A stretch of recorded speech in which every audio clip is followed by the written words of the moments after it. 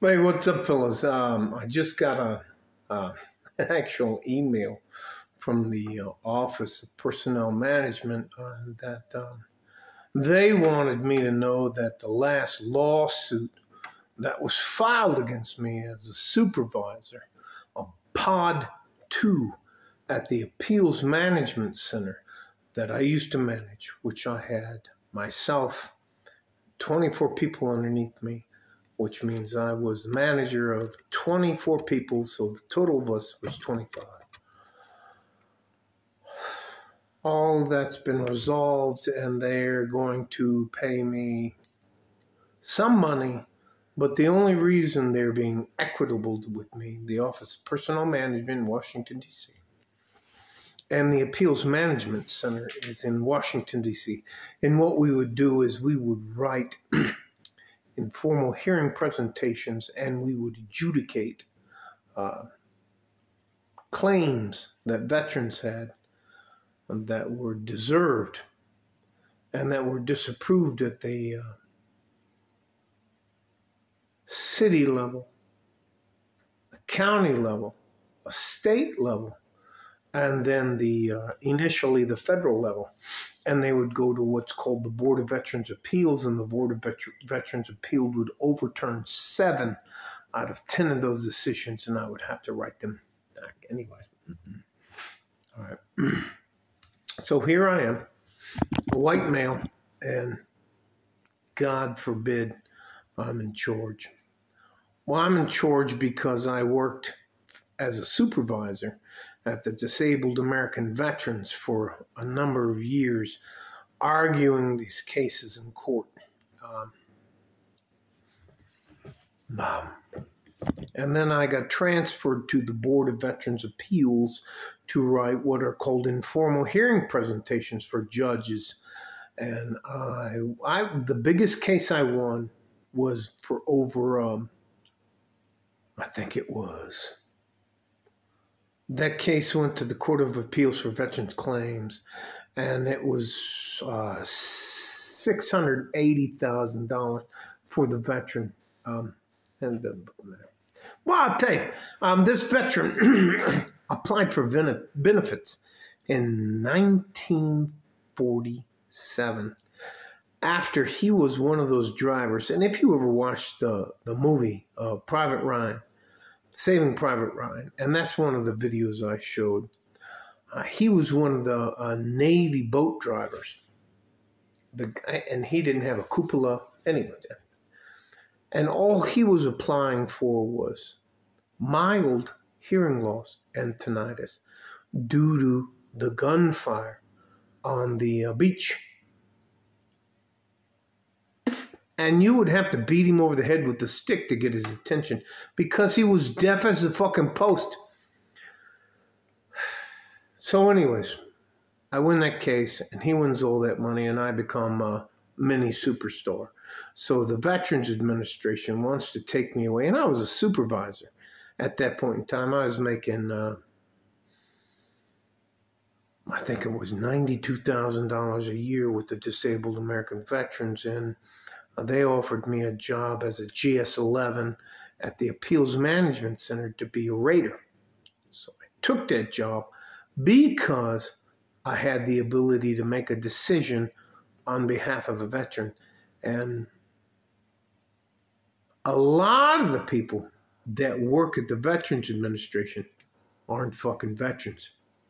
And if you try to talk to them about doing a 12-mile road march, if you talk to them about being deployed, they don't know what the fuck they have no clue.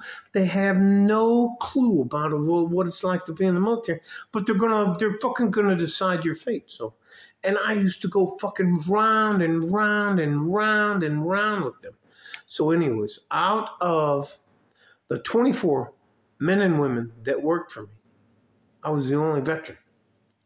Now, these people all had degrees. Some of them had advanced degrees, but they were degrees in history, and they were degrees in English, and they didn't want to be teachers and the rest of this kind of stuff.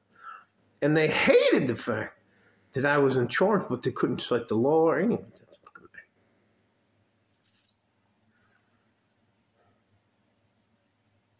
So I go into work one day in early December, and I quit on December 12th, 2019. I go in on December 2nd, and I'm like,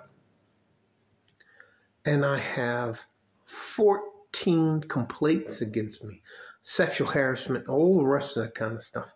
And, you know, that I'm not being fair because I won't let them, and because I'm being difficult with them, because it's easier in the Veterans Administration, and you can get a lot of work done if you deny. It's harder to write up a grant of benefits than it is to just deny the benefits. No matter the, oh, I'm getting upset. I'm sorry, I'm getting very upset.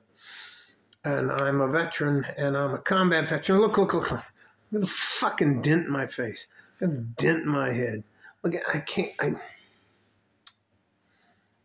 and I was their supervisor at combat, and I would go round and round with them, and I'd be like, this guy got shot in the shoulder, and you're not saying he's entitled to at least 10% for PTSD for getting shot? Or this guy got stabbed, this guy got blown up in an IED. Man, what are you fucking talking? And I would talk to him, well, what are you fucking doing? And so anyways, so I ended up with 24 complaints about me. And about that time, September of 2012, I was like, I can fucking retire. And I contacted the Office of Personnel Management. They're just, yeah, you're like 4 months past your retirement time. And I went around to the 2 veterans that I had. They're called LexisNexis, the books.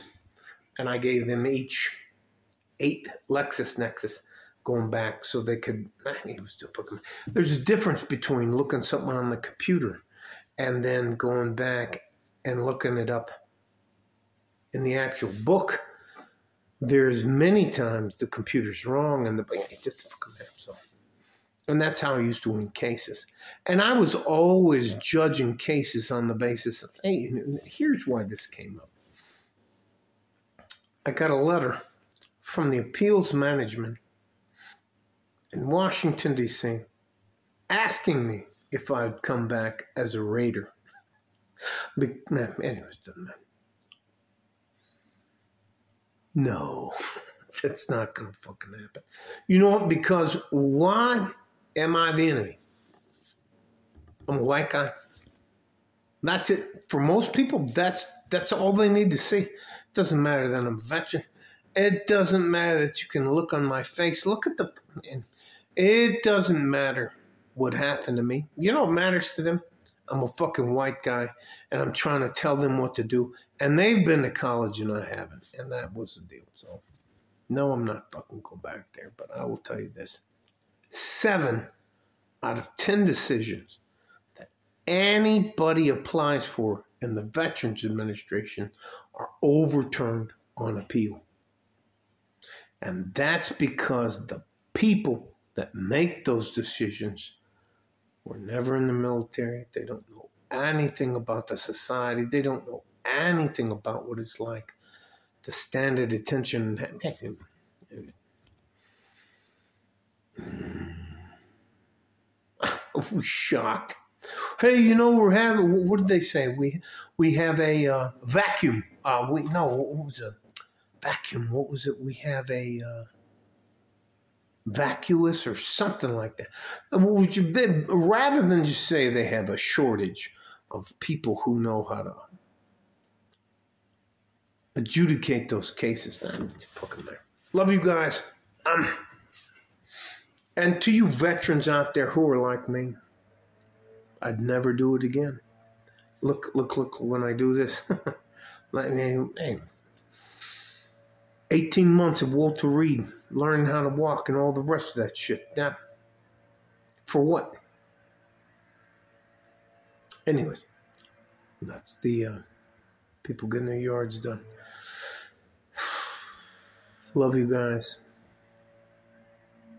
War is never, what you think it is. Going to war for rich people is never what you think it is. You're far more important. Don't go to war. Don't sign up. Don't buy into the hype. Don't believe any of their false flag or bullshit operations. It's just not fucking worth it. Love you guys. I'm going to do what I can to help you. And you know what? What's the thing in the comments? What did he say? Yes, I look scuffed up. Love you guys. Stay safe and healthy. Take care of each other if you can. And if you can't, you have to take care of yourself. Gentlemen, there isn't anybody on planet Earth that people give less of a fuck about except for a man. And then all of a sudden, there'll be too few of us. And then they'll be like, oh my God, we love you. Anyways, all right. Like a fart in a G-string from West Texas, El Paso. I'm out of here. Bye-bye.